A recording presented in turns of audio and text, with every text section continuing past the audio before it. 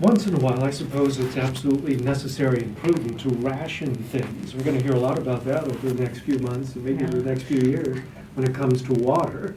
We are in the midst of it, evidently, by all accounts. I'm doing my own part, so I'm not going to go into detail. Let me just put it this way, I don't take as many showers as I used to. Lucky you, right? When it comes to God, there is no rationing, there is no portioning out, there is no giving to us in bits and pieces.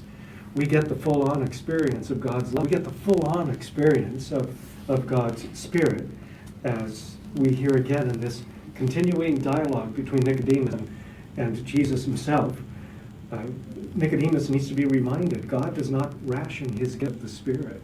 We get the full-on experience, and it happens from the very first moment of our spiritual life, in the moment when we are baptized, and God infuses our hearts with his love and presence and the gift, the outpouring of his Holy Spirit, and he holds nothing back.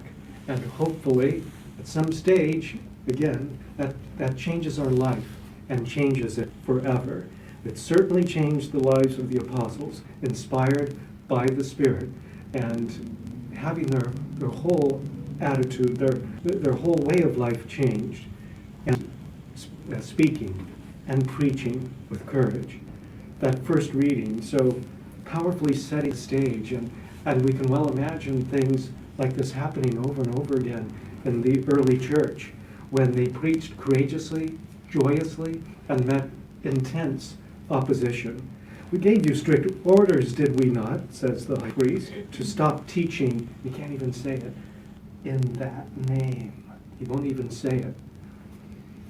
And then Peter speaks up, the one who denied that name, said, no, never heard of him before. Jesus? Jesus who? Jesus, where did you say he's from? Nazareth? No, never heard of him. And then turns away from that denial and becomes this leader, this for the early church, and uses the name, and so courageously.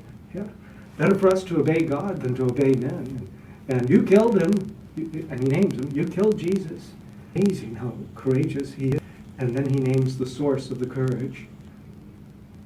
It is the Holy Spirit, whom God has given to those who obey him. That's why we're doing these things. That's why we do what we do. Perhaps with not the level of courage and enthusiasm and joy that the early apostles had. But I'm wondering if they had that all the time. We only get the success stories in the Acts of the Apostles and in other scriptures. Post-resurrection faith, it's powerful, it is real, it is enthusiastic, but we will claim a full measure of that, not just a portion of it. We will claim a full measure of that today.